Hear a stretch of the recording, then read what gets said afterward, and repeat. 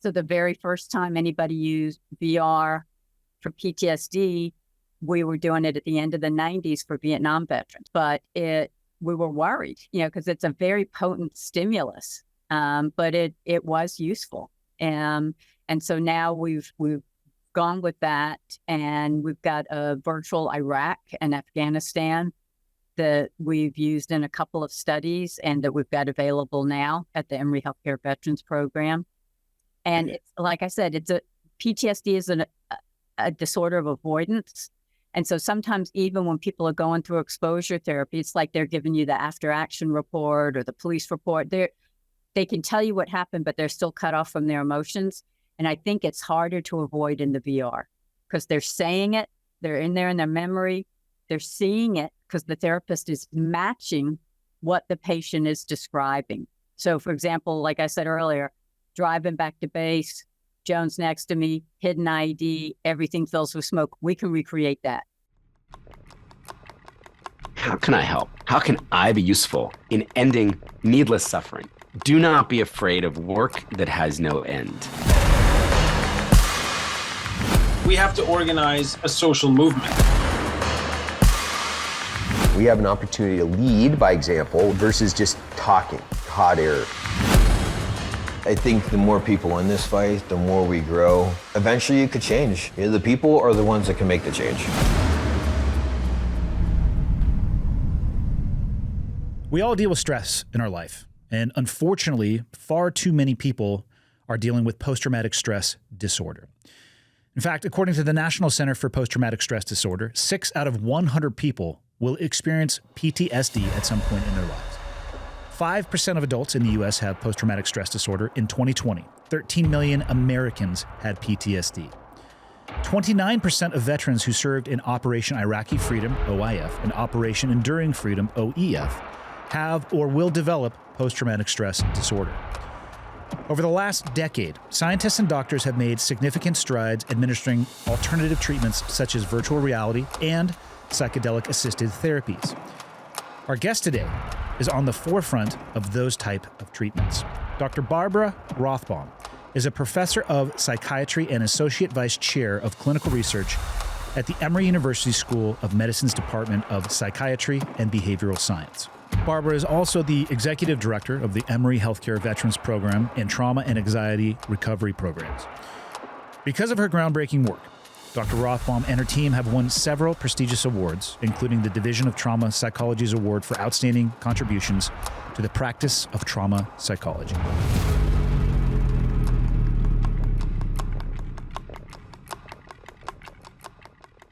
I would love to say I know more about post-traumatic stress than I actually do, but I actually think it's a very broad term, oftentimes applied to veterans. And I know right now you are specializing in the treatment and care of veterans. Can you describe what post-traumatic stress actually is? Absolutely. So PTSD, or post-traumatic stress disorder, the way I see it is that someone is haunted by something that happened to them in the past. And the haunting nature of it comes out in what we call re-experiencing symptoms. So nightmares, flashbacks, intrusive thoughts or images. In general, people with PTSD are very avoidant. In general, they don't want to talk about it and they don't want anything to remind them of it. And if it does, very often they feel it in their bodies and it feels uncomfortable. There are a lot of hyperarousal symptoms in PTSD. People are very hypervigilant. And I think in terms of kind of weird metaphors, I always remember that we're animals. And I take things back to our animal roots. In the animal world, predators have their eyes in the front of their head like we do, and prey have their eyes on the side of the head. And it's almost like when I meet with someone with PTSD, it's like I can see their eyes move to the side of the head. It's like they feel like prey in a world full of predators. Do you think, from your professional education, experience, and perspective, that it is a disorder, or is it the body's natural reaction to dealing with traumatic events? Both. We have done studies trying to plot the course of PTSD immediately after experiencing a traumatic event. One study we did with female rape survivors found that in those first few days, right after the assault, 94% of them met the symptomatic criteria for PTSD, not the duration. And so that's exactly what that says to me, is that the symptoms of PTSD are part of the normal response to trauma. Someone holds a knife to your throat and says, don't scream or I'll cut you. You're going to have problems sleeping. You're going to be scared going outside by yourself. It's going to be upsetting when you think about it. That's normal. And we wanted to figure out when a normal response to trauma ends and something that requires a diagnosis and treatment begins. So we followed people over time. And in that study, about half of them ended up with chronic PTSD that required a diagnosis and a treatment. So it is both. The PTSD symptoms are normal. And you also have to think we unfortunately, we live in a dangerous world. And about 70% of us will be exposed to a traumatic event in our lifetime. But that does not mean that 70% of us are going to develop PTSD. Most of us, that fear is going to go down over time. Think about, for example, if you've gotten in a motor vehicle crash. Next time you get in a car, you think, I don't really want to drive, or I don't want to drive that car or through that intersection. But then you keep doing it and that decreases. And so most of us get over it just fine, but a significant minority do end up with PTSD. What's the difference between people who are naturally able to process it and those that do end up with long-term PTSD symptoms? We think that one big thing is avoidance. So when something important happens to us, and that includes traumatic, we need to emotionally process it. I make a lot of analogies to the grief process. And when we lose someone we love, there's really no way to the other side except through the pain. And for a lot of reasons, sometimes people avoid that. Now, military folks are really, they're trained to avoid it. You don't want someone to have a big emotional response in a combat zone. You want people to do what they're trained to do. But at some point, you need to process it and be a human and put it all back together. And so we think that for the people who end up with PTSD, that they haven't done that. They've avoided it for various reasons. And then that's where it festers and it can haunt them. As somebody who was medically retired and went through the VA rating process, I do hold a rating for post-traumatic stress disorder, and it's associated with TBI, both of which I'm sure you know better than I do, the sharing of the symptoms and the difficulty sometimes in actually determining which one is, if you bring it down to the root cause, what may be causing that actual behavior. One conversation I've had with many people, service members, not necessarily professionals or clinicians, is whether or not a rating or a diagnosis of post-traumatic stress disorder is supposed to be permanent.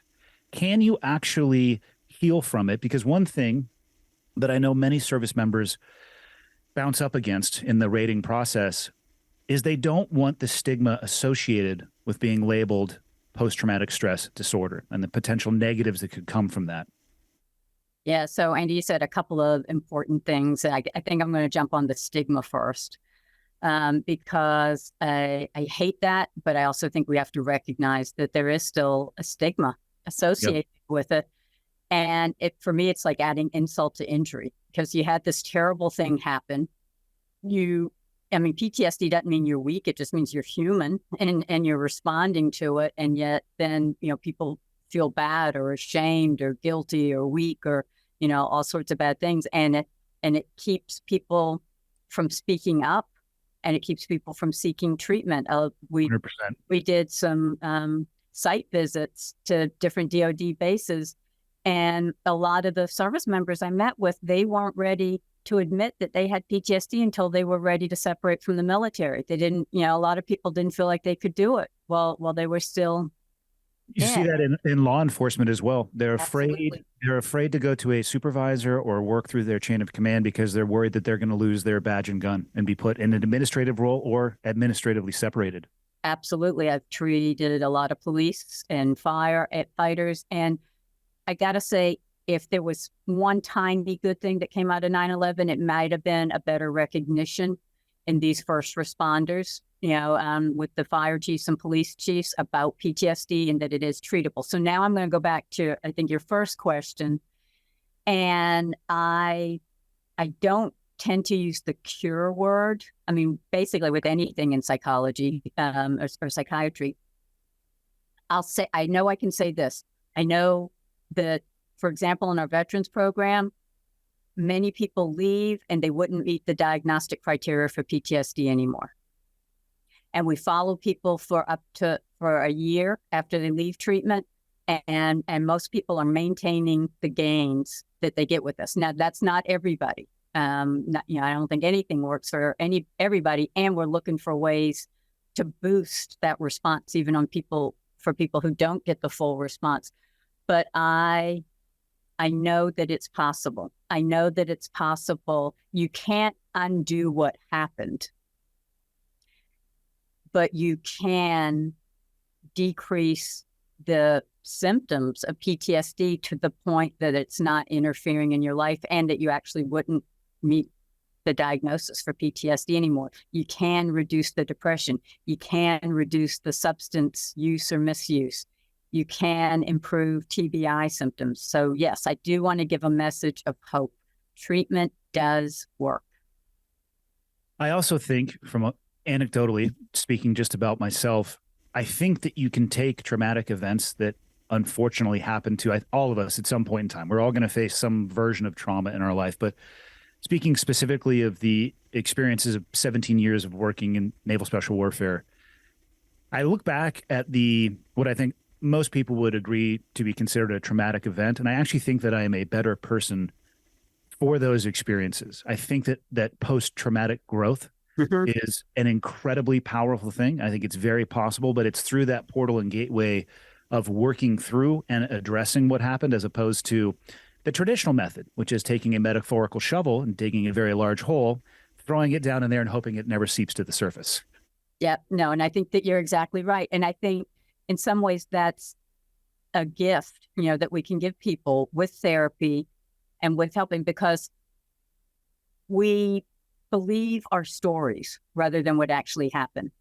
And, for example, if my story is I was driving back to base, we got hit with an IED and Jones died and it was my fault because I was driving. And then I can't even go there. I can't even think about it. Then you can't possibly think about it differently.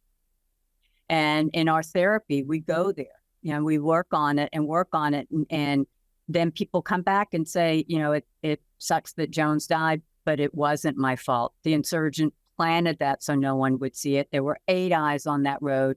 I actually did everything that I could. And that's a real different way to go through life and remember it. And if you are avoiding thinking about it, you avoid all of it. And you miss those moments of heroism. When you see people do what you just can't imagine that someone would do for someone else, and seeing what you were able to do. So I think that you're exactly right, that by working and getting a different relationship with that trauma memory and reminders, then it also opens up the world for post-traumatic growth. And, I've had people say different versions of that, but like, okay, I survived for a reason. I got to fulfill that. I'm here. I got to do something with it.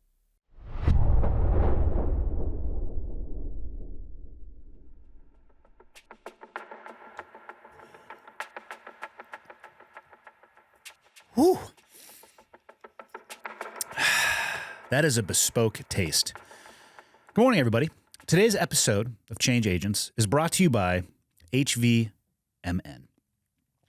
Specifically, their product, Ketone IQ. What is Ketone IQ, you might ask yourself? It is a brain fuel. It's something that I use, like I just did. I'm getting ready to sit down for a day of podcasting, and I want clarity of focus. I want a little bit of a push when it comes to my mental acuity and ability, but I don't want to over-caffeinate myself because this isn't caffeine. These are ketones. And before I even get into what ketones are. I'm actually going to let you do that yourself. Research to your heart's desire. But if you're looking for a clean energy source that has substantially helped me without the post-caffeine crash, I cannot recommend Ketone IQ enough. Again, it's from a company called HVMN. What does that actually stand for? Health via modern nutrition is the answer to that. You can find Ketone IQ at hvmn.com. And if you use the promo code Andy at checkout, you are going to get 20% off. That is hvmn.com. Promo code Andy. One last note. Have a chaser. It's a bespoke flavor experience.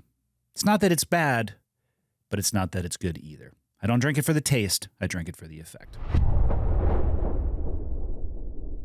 I mean, you're recognized as a leader in two emerging disciplines or approaches when it comes to post-traumatic stress disorder, both of which I have zero experience with, so I'm fascinated to hear about this process. But the first is MDMA-assisted therapy, the second being the virtual reality exposure therapy.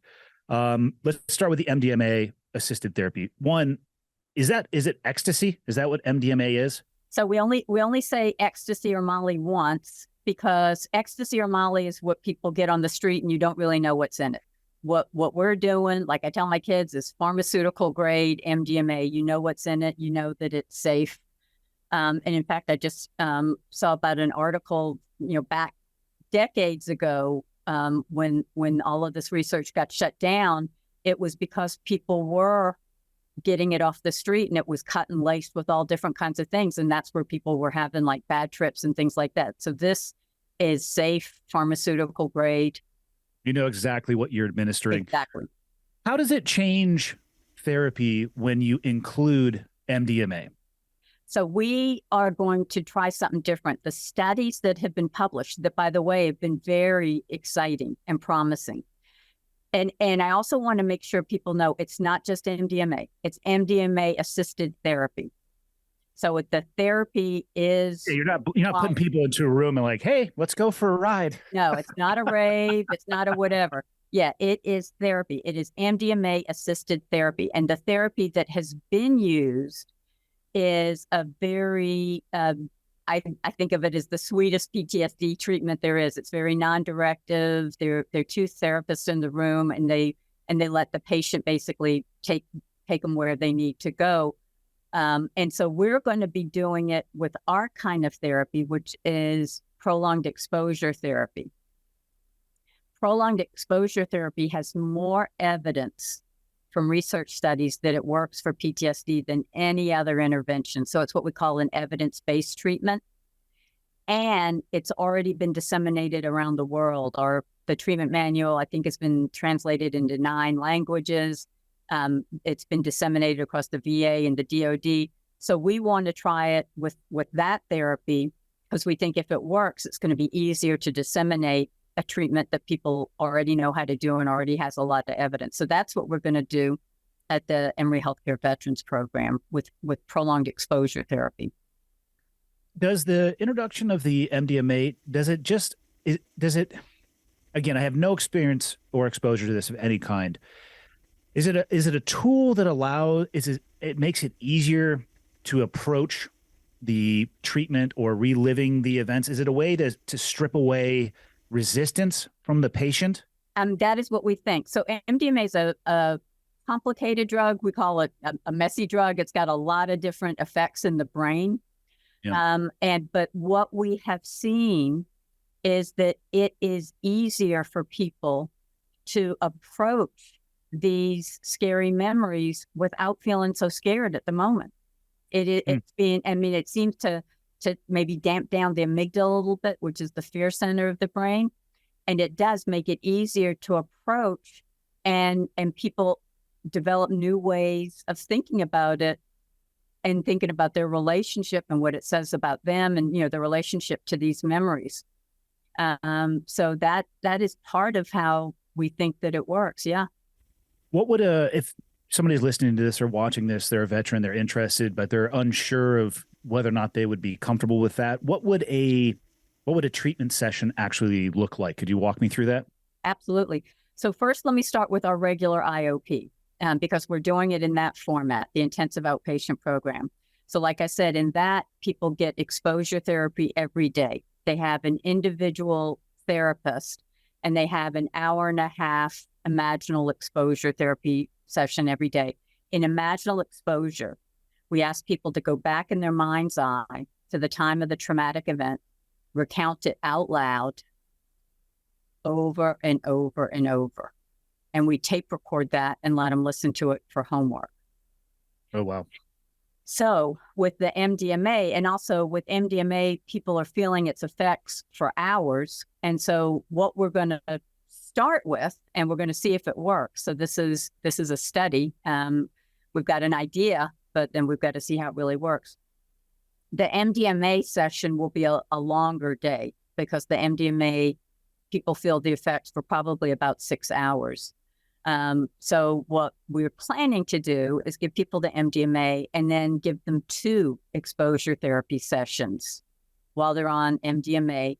And then right now we're planning that that's the only day they'll get MDMA, and then they'll finish out the program. So having exposure therapy every day. And we're hoping, that the MDMA gets them to a new place and being able to deal with this trauma memory and think about it differently. I have friends and colleagues who have pursued, I would describe as a similar approach, but on their own in other countries. And the impact that it has had on them has been profound. Yeah, no. And that's, that's exactly why we're doing it. One, my whole career, we've been trying to develop new and better treatments and ways to augment our good treatments when they're not working for someone.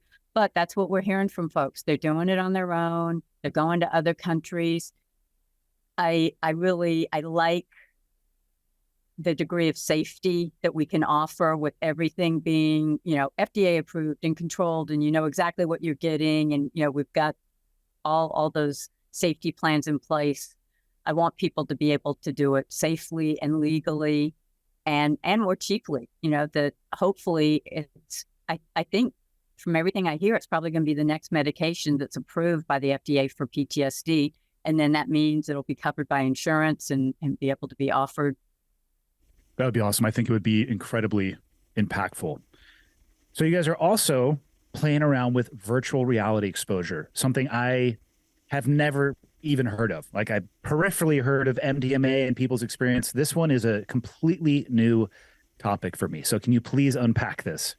Absolutely. So we published, you're not going to believe how long ago, we published the very first study of anybody using virtual reality to treat a psychological or psychiatric disorder in 1995. That's how long I've been doing this. I didn't even know that virtual reality was a thing in 95. I feel like it was the worst visual experience ever for whoever participated in that. Well, it was way different than it is now. The computers were so huge, it was in another room. It wasn't just on a desktop. The head-mounted display was heavy and clunky, and it cost $16,000. Yeah, so it was a different experience than it is now. But so it was like a test balloon to see if we could. And so we did it for exposure therapy, and we did it for the fear of heights. And the question was, could we get people scared in virtual reality? Because like I said, you need to get people engaged. You need to activate the emotions. And then could we get them better? And the answer is yes, that we were able to get people better. And 7 out of 10 of the people who got the virtual reality exposure therapy put themselves in real life height situations at the end of the study without us even asking them to. So it translated to real life. So then we were doing more and more. The one I was begging the computer scientists to make was a virtual airplane. I live in Atlanta. You've probably flown through the Atlanta airport. Many times, constantly, more than I would like to. Busiest airport in the world. And it's a real pain if I have to treat someone with the fear of flying, if I have to actually go to the airport with them. We've got traffic. If I have to fly with them, that's going to take all day. It's going to be expensive. Insurance isn't going to cover it. So I was really begging for the virtual airplane. And we've done a number of studies, even comparing it to using a real airplane, and it works. It works just as well as using a real airplane, but I can do everything I need to without leaving my office and in my hour therapy session. I can take off as many times as we need. If they're not ready for turbulence, I can guarantee there won't be turbulence. When they are ready for turbulence, I can guarantee there will be turbulence. So I love it. The virtual airplane is actually my favorite just because it makes therapy so much easier. But yes, we have, so the very first time anybody used VR for PTSD, we were doing it at the end of the 90s for Vietnam veterans. We created a virtual Vietnam. Wow. Figuring at that point, anybody still left in the system was probably treatment resistant. And we wanted to see if the VR could add anything. But we were worried, because it's a very potent stimulus. But it was useful. And so now we've gone with that, and we've got a virtual Iraq and Afghanistan that we've used in a couple of studies and that we've got available now at the Emory Healthcare Veterans Program.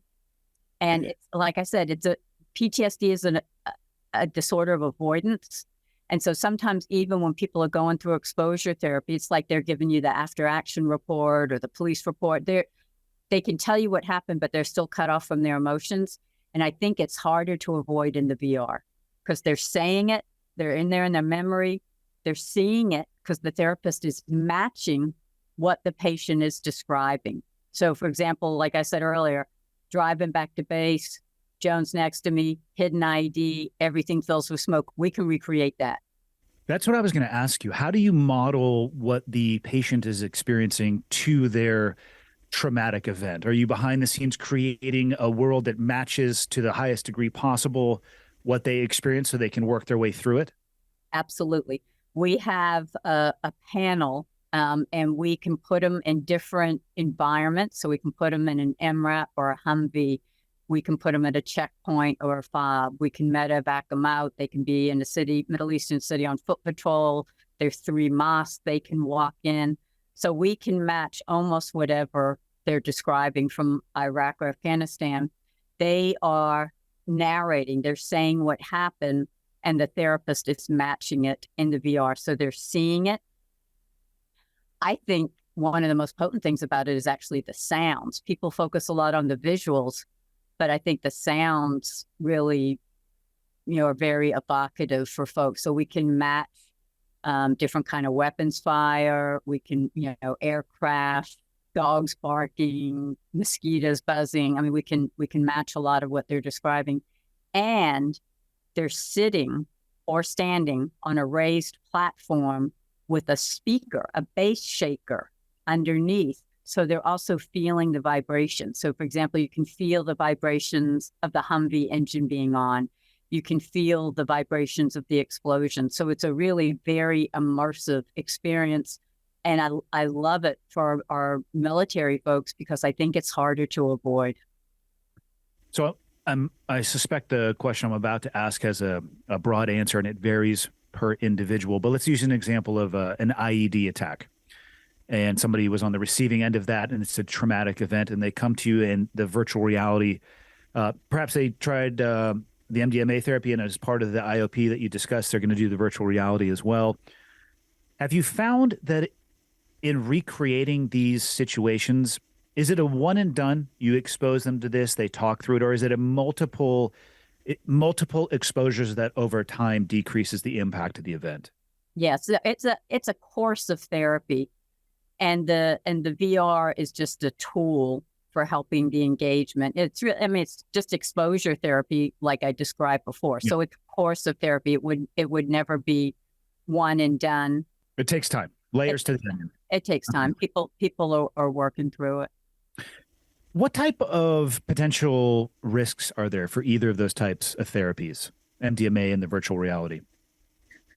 So MDMA, we've done what we call translational research with it, and I like doing that in general. So we started with animals and then with healthy humans, and now we're about to use it in patients with PTSD. And in the animal studies, we found that SSRIs blocked the effect of MDMA. And so I'm over the top of my skis, really, when it comes to SSRIs, but those are traditionally antidepressants? Right. So those are the drugs like sertraline, the trade name is Zoloft, paroxetine trade name is Paxil. Those are the two that have an FDA approval for PTSD, but there's also, Prozac, fluoxetine, those whole class of drugs. So most of my patients come to me on SSRIs. Okay. And so that sucks, but it's important to know. So we're going to have to discontinue patients off those kinds of medications for a couple of weeks before they would do MDMA therapy. If they're going to do this, we want them to get the most out of it that they can. Of course. There is some indication that MDMA raises blood pressure. So we want to do it in physically healthy people at this point. So if probably not with people with high blood pressure problems or with any kind of cardiac risk problem. But again, we want to just do this first study very, very safely. So we are not administering it to anybody that has a history of drug abuse. But in the studies that have been done, people were worried that MDMA would lead to higher suicidal thoughts, and it didn't. And they were worried it would lead to drug abuse, and it didn't. And the way it's used in these studies, it's not fun. It's medicine. I mean, this is therapy. Any therapy for PTSD is painful because you're dealing with these painful memories. So I'm really not worried about that. But again, just, to be ultra safe, these are some safeguards we're putting in place. Why does trauma or traumatic exposure impact people so differently? I've worked with a variety of people throughout my career, and you learn things along the way. You go into a room with one other person and you come out and you have a debrief and you have two different versions of the same event. And let's say something traumatic happens in that room. And then in this example, I would increase it to probably 4 or 6 people who are in the room. And for some people, it's right over the top, the head. The trauma was a wave that passed them by. And then for others, it absolutely crushes them. But it's the same exposure. Why does it have such a different impact? Yeah, well, we're human, and we've got a past, and we have biological predispositions, and we think about things and we interpret things. So, for example, you and I could be walking down the street together and we get held up. You're sure they just want our money and going to leave us alone. I'm sure they're crazy on crack and they're going to kill us. So people would look at that and say, yeah, they've been through the same event, but we really hadn't, because in mine, my life was in danger, and in yours, it wasn't. So I would be more likely to get PTSD from that event than you would be, because you thought it's, sucks, he's going to take our money, but we're going to be okay. And I didn't. So if someone thought that they or someone they care about could be killed or seriously injured, they're more likely to get PTSD. And again, that's not always related to what you might refer to as like the objective threat of the situation. It's our interpretations that are based on so many other things, our history, our genetic makeup, our predispositions, and what's happening in the moment. Is there anything that people can do proactively to inoculate themselves against post-traumatic stress disorder? Thank you for that question. Yes, there is. So it is, PTSD is the only disorder in the DSM is like our Bible of disorders, the Diagnostic and Statistical Manual of Mental Disorders. It is the only anxiety disorder that has an external event as part of the diagnostic criteria, the trauma. Someone has to have gone through a trauma to have PTSD. But what that means is that, at least for adults, that trauma is a known event, and it gives us the opportunity to intervene and maybe even prevent the development of PTSD. Every time I treat someone with chronic PTSD, the first time I'm talking to them, I always include what happened right afterwards. Was there blaming and shaming, which, the military's gotten a lot better, but after action reports used to be kind of blaming, shaming events. Police and emergency rooms are being educated how to help rape survivors in a more sensitive way, because very often that used to be blaming, shaming. Well, you were drunk, you were wearing that. So we always there are absolutely things that happen after a traumatic event that can be helpful, and there are things that can be hurtful. So we want to be helpful.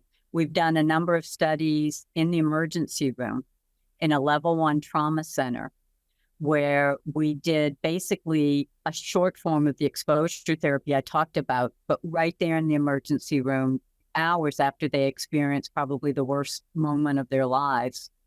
And then we gave them another session a week later and another session a week later. The folks that got that early intervention 3 months after the event had half the rate of PTSD as folks who just got assessed. And it looks like it mitigated a genetic risk for PTSD, which is really, that's where the money is. Like we said, 70% of us will be exposed to a traumatic event in our lifetime, but not 70% will get PTSD. If we can figure out who's at risk and then give them the early interventions. And we're actually creating an app for it right now that we're testing called Messy Memories. So hopefully if the testing goes well, that will be ready, I don't know, maybe by the end of this year. And it's a way that people can help themselves process the memories of what happened so that they don't haunt us. And it's basically what a lot of people do naturally. And what we do with the grief process. We're usually around other people that miss them too. We talk about the person, we cry, we feel the pain, we process it, and we'll always miss them, but it doesn't have to be as intensely painful. For example, maybe 6 months down the road, you can think about them without crying. Yeah. So same with the traumatic event. We need to process it. And one of the best ways people do that is by talking about it. Talk about it, talk about it, talk about it until you don't need to talk about it anymore. And no one can say how much that is. It's what you need, what you feel. A lot of people don't want to burden someone else with it. And I always try to remind them, would you want to be there for them? And they always say yes. Well, then let them be there for you. They don't know. They feel helpless. They feel awful that you experienced this. This is their way to help, is just by listening. And if you can't talk about it, write about it. On our app, we'll have people saying it into their phone and listening to it. So I think, reviewing it, thinking about it, talking about it, writing about it, that helps people process what happened. Going back to the analogy used of, somebody being on the street and an armed robber, and then thinking about a sailor overseas in that IED, does the body really care what type of trauma that it's dealing with, or would both of those largely from a clinical perspective manifest itself in the same type of post-traumatic stress disorder? Yeah, and I've treated PTSD from every kind of bad thing that can happen to somebody. And I really do think that PTSD is PTSD. Yes, some of the triggers are different, obviously some of the particulars, but how it manifests in people, it's PTSD. And I know some people will say, yeah, but, military is different than sexual assault. Again, I think it's all PTSD. Some of the particulars come out different. What people, what triggers people is obviously different. But I do think that the PTSD is the common denominator. Is it true that women are more susceptible to PTSD than men? That's what the epidemiological studies keep showing. Do you have any understanding or reasoning for why that would be the case? There are a couple of theories about it. One, we know that so even going back to your last question, even though different types of trauma lead to PTSD, there are different rates of it leading to PTSD. So for example, natural disasters, unfortunately, are very common, but fortunately, they have a low incidence of PTSD. Whereas, for example, sexual assault, hopefully is much less common, but about half of the people that get sexually assaulted, men and women, will end up with PTSD. So different traumatic event, for example, motor vehicle crashes, again, unfortunately, are really common. And they're the most common reason for men in the United States to have PTSD, but really? It's a fairly low rate of converting to PTSD. I think it's like 10%. But so one theory is that women are more likely to be victims of some sort of sexual assault in their lifetime. some studies show 1 in 4 or 1 in 5 women will be the victim of some sort of sexual assault. And since we know that sexual assault, if it happens, leads to more PTSD, that might be one reason. They're also looking at biological factors. So I'll get technical for 1 second. PACAP is a part of an estrogen receptor gene, but it's in everybody. And they've shown that that's related to PTSD and PTSD risk. And so they think, that might be part of the reason that women tend to get PTSD at a higher rate than men. So I suspect that it's both. I always look for, say, a genetic or biological predisposition and what happens in our life. So women might have a biological predisposition, or some would, if they've got certain variants of certain genes. And then if they are victims of sexual assault or other kinds of interpersonal assaults that tend to lead to PTSD. How can people who want to get more information, where can they go? And if they want to support what you are doing, what's the best portal for them to do so? Thank you for asking. EmoryHealthcare.org/veterans can get people the help so they can get information. It's got our phone number if they want to refer someone to us or find out about help for themselves. There's also a big donate now button if they want to help support our program, which is funded by philanthropy. And that is why we're able to offer everything for free. Well, I shouldn't say for free. We're able to offer it to the veterans and service members at no cost to them. Someone's paying for it, but it's, thankfully our donors, and we're supported by a large grant from the Wounded Warrior Project. So I want to give them a shout out. I also will shamelessly plug our book, PTSD, What Everyone Needs to Know. And it is for a lay audience. And it is meant just to describe, talk about different aspects of PTSD, different treatments. It's got resources in there, and that's available very easily and not too expensively. Dr. Rothbaum, thank you so much for your time. I am going to let you close it out however you would like to, and then hopefully continue going back to your day and making people feel better about who they are. Thank you for having me, because like I said, we don't need to be the best kept secret. Thank you for helping me get the word out. It needs to be the opposite. It needs to be what's the opposite of the best kept secret? I don't know, the most widely known information. Yes. And the message I want to send is that treatment helps. So a lot of times people will say, how could you help? You can't change what happened, and that's what's ruined my life. No, we can't change what happened, but what's ruining your life is probably PTSD or depression or substance misuse or whatever, and treatment does help. So reach out to us, reach out to someone else. And I want to give people the message of hope, because I've seen people have told me after treatment, I don't know why I worked so hard to survive if this is my life now. And then after treatment, they've said, I feel like the person I was before, and I didn't think that was possible. So I know it's possible. It's a beautiful thing. Yeah, I've lost far too many friends who have very quietly, literally and metaphorically, just drifted out from society into the woods sometimes and never come back. And I would like nothing more for that to stop, and for nobody to ever actually to even consider that as a course of action. I hope so too. And I hope our voices reach them, and that they know that there is hope.